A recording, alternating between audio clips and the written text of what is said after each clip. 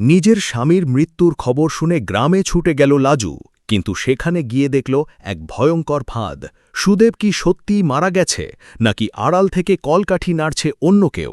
এদিকে বনলতার শেষ চালে লাজুর ডাক্তার হওয়ার স্বপ্ন কি চিরতরে শেষ হয়ে যাবে? অনুভবের হাতে এমন কি প্রমাণ আছে যা পাল্টে দেবে পুরো খেলার মোড়? টান টান উত্তেজনায় ভরা আজকের পর্বটি মিস করবেন না। অনুভব আর লাজু যখন গ্রামের উদ্দেশ্যে রওনা দেয়, তখন অনুভবের মনের মধ্যে একরাশ দুশ্চিন্তা কাজ করতে থাকে। কারণ সে খুব ভালো করেই জানে সুদেব আর বনলতা মিলে নিশ্চয়ই বড় কোনো ষড়যন্ত্রের জাল বিছিয়েছে। গ্রামের মেঠোপথ ধরে অটো এগিয়ে যাওয়ার সময় লাজু বারবার অনুভবকে ফিরে যেতে বললেও অনুভব নাছোড়বান্দা হয়ে তার সাথে বসে থাকে। অন্যদিকে বনলতা বাড়িতে বসে মনে মনে হাসতে থাকে।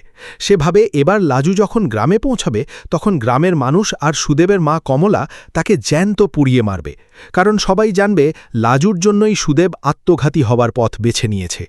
আসলে সুদেবের সেই উধাও হয়ে যাওয়া আর চিরকুট লিখে রেখে যাওয়া সবটাই ছিল বনলতার মস্তিষ্কপ্রসূত একটি সাজানো নাটক। সুদেব গ্রামের শেষ মাথায় একটি পরিত্যক্ত পুরনো ভিটে লুকিয়ে থাকে আর বনলতার সংকেতের অপেক্ষা করতে থাকে। এদিকে লাজু আর অনুভব গ্রামে পৌঁছানো মাত্রই কমলা দেবীর চিৎকার শুরু করে দেন। তিনি লাজুর চুল ধরে টানতে টানতে বলতে থাকেন, তুই অলক্ষী, আমার ছেলেটাকে খেয়ে ফেললি, তুই কেন এখানে মুখ দেখাতে এসেছিস? লাজু কেঁদে কেঁদে বোঝানোর চেষ্টা করে যে সে কিছুই জানে না, কিন্তু গ্রামের মোড়ল আর মাতব্বররা মিলে তাকে একঘরে করার ফোন দিয়ে আটে। অনুভব তখন গর্জে ওঠে আর বলে, পুলিশে খবর না দিয়ে আপনারা নিজেরা বিচার করার কে? সুদেব নিখোঁজ হয়েছে মানেই সে মারা গেছে, এমন কোনো প্রমাণ আপনাদের কাছে আছে কি? অনুভবের এই বলিষ্ঠ প্রতিবাদ দেখে বনলতা একটু ঘাবড়ে যায়। সে আড়াল থেকে সবটা দেখছিল আর ভাবছিল কিভাবে অনুভবকে এই রাস্তা থেকে সরানো যায়, কারণ অনুভব পাশে থাকলে লাজুকে বিপদে ফেলা অসম্ভব।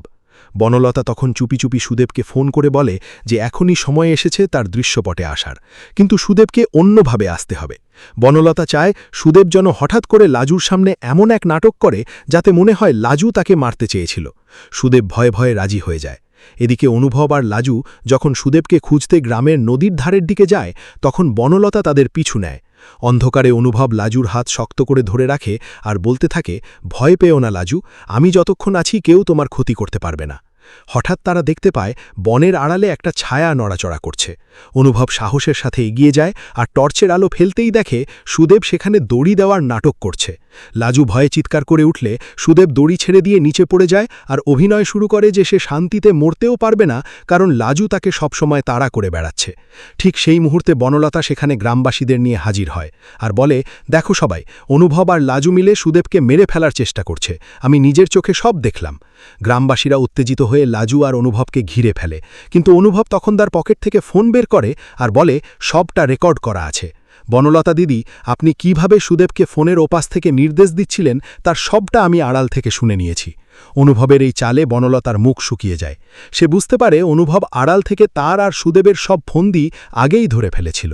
অনুভব সবার সামনে রেকর্ডিং চালিয়ে দেয়, যেখানে বনলতা সুদেবকে বলছিল কিভাবে নিখোঁজ হওয়ার নাটক করে লাজুকে ফাঁসাতে হবে। সব সত্যিটা দিনের আলোর মতো পরিষ্কার হয়ে গেলে কমলা দেবী নিজের ভুল বুঝতে পারেন আর সুদেবকে যাচ্ছে তাই বলে অপমান করেন। বনলতা তখন পালানোর পথ পায় না আর গ্রামের মহিলারা তাকে ঘিরে ধরে বিচারের দাবি জানায়। অনুভব লাজুকে বলে, দেখলে তো, মিথ্যে দিয়ে কখনো সত্যিকে ঢেকে রাখা যায় না। সুদেবের জালিয়াতি আর বনলতার নোংরা চক্রান্তের শেষ এখানেই। লাজু অনুভবের দিকে কৃতজ্ঞতার চোখে তাকিয়ে থাকে আর অনুভব মনে মনে প্রতিজ্ঞা করে লাজুর ডাক্তার হওয়ার পথে আর কোনো বাধা সে আসতে দেবে না। সুদেবকে পুলিশে দেওয়ার ভয় দেখালে সে সব সত্যি স্বীকার করে নেয় আর বনলতার আসল রূপ সবার সামনে প্রকাশ পায়। এরপর অনুভব লাজুকে নিয়ে আবার শহরের উদ্দেশ্যে রওনা দেয়, যেখানে লাজুর নতুন জীবন আর তার স্বপ্নগুলো নতুন করে ডানা মেলবে বলে অপেক্ষা করছে। পথে ফিরতে ফিরতে লাজু ভাবে, মানুষ চিনতে সে ভুল করলেও অনুভবের মতো একজন বন্ধু পাওয়া তার জীবনের সবথেকে বড় প্রাপ্তি। আর এইভাবেই একটা বড় বিপদের হাত থেকে লাজু বেঁচে যায় অনুভবের তীক্ষ্ণ বুদ্ধি আর সাহসের জোরে, যা বনলতার সব পরিকল্পনাকে ধুলোয় মিশিয়ে দেয়। শহরমুখী বাসের জানালার বাইরে অন্ধকার আকাশটার দিকে তাকিয়ে যখন লাজু ভাবছিল সব বিপদ কেটে গেছে, তখনই তার ফোনে একটা অজানা নাম্বার থেকে মেসেজ আসে, যাতে লেখা ছিল, নাটক মাত্র শুরু হয়েছে, আসল চমক এখনও বাকি আছে। লাজু চমকে উঠে অনুভবের দিকে তাকাতেই অনুভব বুঝতে পারে কিছু একটা ঘটেছে। সে ফোনটা হাতে নিয়ে মেসেজটা দেখে মুচকি হেসে বলে, একটা বাঘ যখন কোর্থাসা হয় তখন সে শেষবার থাবা মারার চেষ্টা করে। বনলতা ঠিক সেটাই করছে। অনুভব লাজুকে অভয় দিয়ে বলে, তুমি শুধু তোমার আগামীকালের প্র্যাকটিক্যাল পরীক্ষার দিকে মন দাও, বাকিটা আমি দেখে নেব। পরদিন সকালে লাজু যখন মেডিকেল কলেজের গেটে পৌঁছায় তখন সে দেখে সেখানে সুদেবের মা কমলা দেবী আর বেশ কিছু অচেনা লোক ব্যানার হাতে দাঁড়িয়ে আছে। ব্যানারে লেখা ছিল, স্বামীর ওপর অত্যাচারী স্ত্রীকে বহিষ্কার চাই। লাজু স্তম্ভিত হয়ে যায়, কারণ সে জানত গতকাল গ্রামে সব মিটে গেছে। কিন্তু আসলে বনলতা হেরে গিয়েও শেষ চালটা চেলেছে। সে কমলা দেবীকে শিখিয়ে দিয়েছে যে সুদেবকে যদি ফিরে পেতে হয় তবে লাজুর কেরিয়ার নষ্ট করে দিতে হবে, যাতে লাজু ভয়ে আবার সুদেবের পায়ে গিয়ে পড়ে। কলেজের ডিন লাজুকে ডেকে পাঠান আর বলেন, তোমার ব্যক্তিগত জীবনের অশান্তি যদি কলেজের পড়াশোনার পরিবেশ নষ্ট করে তবে আমাদের কঠোর ব্যবস্থা নিতে হবে। লাজু চোখের জল মুছতে মুছতে ডিনকে সবটা বোঝানোর চেষ্টা করলেও তিনি কোনো কথা শুনতে চান না। ঠিক সেই সময়ে অনুভব সেখানে প্রবেশ করে, তবে একা নয়, তার সাথে ছিল গতকালকের সেই গ্রামের মোড়ল আর সুদেবের দাদা মহাদেব। অনুভব ডিনকে বলে, কোনো একতরফা বিচার করার আগে গ্রামের আসল মানুষদের কথা শোনা উচিত। মহাদেব সবার সামনে দাঁড়িয়ে কবুল করে যে তার ভাই সুদেব আর বনলাকা মিলে কিভাবে লাজুকে হেনস্থা করেছে, আর কালকের সেই আত্মহত্যার নাটকটা যে পুরোটাই সাজানো ছিল তার প্রমাণও সে দেয়। ডিন যখন সবটা বুঝতে পারেন তখন তিনি কমলা দেবীকে কলেজ চত্বর থেকে বের করে দেওয়ার নির্দেশ দেন।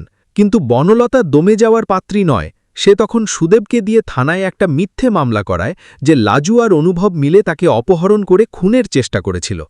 পুলিশ যখন লাজুকে অ্যারেস্ট করতে কলেজে আসে তখন অনুভব রুখে দাঁড়ায়। সে জানে সুদেব এখন কোথায় লুকিয়ে আছে। অনুভব পুলিশকে নিয়ে সোজা বনলতার সেই গোপন আস্তানায় হানা দেয়, যেখানে সুদেব আয়েশ করে বসে খাওয়া দাওয়া করছিল। পুলিশকে দেখে সুদেবের মুখ ফ্যাকাশে হয়ে যায়, আর সে ভয়ে সবটা উগড়ে দেয়। সে বলে, বনলতা দিদি তাকে বলেছিল এই কয়েকদিন লুকিয়ে থাকলে লাজু ডিভোর্স পেপার সই করে দেবে আর প্রচুর টাকা পাওয়া যাবে। পুলিশ সুদেবকে গ্রেপ্তার করে আর তার সাথে বনলতাকেও জিজ্ঞাসাবাদের জন্য থানায় নিয়ে যায়।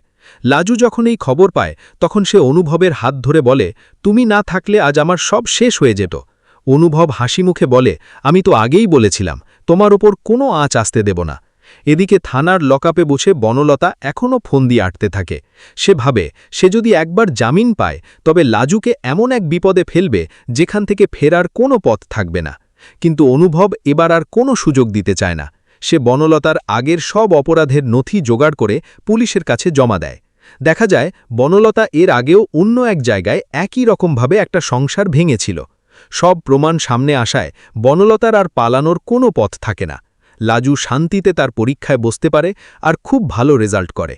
কয়েক মাস পর যখন লাজু তার ইন্টার্নশিপ শুরু করে তখন সে দেখে অনুভব তার জন্য হাসপাতালের সামনে দাঁড়িয়ে আছে। অনুভবের চোখে মুখে এক অদ্ভুত তৃপ্তি। লাজু এগিয়ে গিয়ে বলে, আজ আমি যা হতে পেরেছি সবটাই তোমার জন্য অনুভব।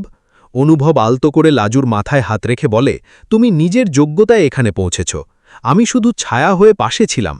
এরপর লাজু আর অনুভব ঠিক করে তারা একসাথে সুদেবের বিরুদ্ধে ডিভোর্স কেস লড়বে, যাতে চিরতরে এই দুঃস্বপ্ন থেকে লাজু মুক্তি পায়। সুদেব যখন বুঝতে পারে তার কোনো জেতার সম্ভাবনা নেই তখন সে নিঃস্বার্থ ক্ষমা চেয়ে ডিভোর্স পেপারে সই করতে রাজি হয়। বনলতার জেল হওয়ার খবর শুনে সুদেব পুরোপুরি ভেঙে পড়ে আর বুঝতে পারে অন্যের ক্ষতি করতে গেলে নিজের ক্ষতিই আগে হয়।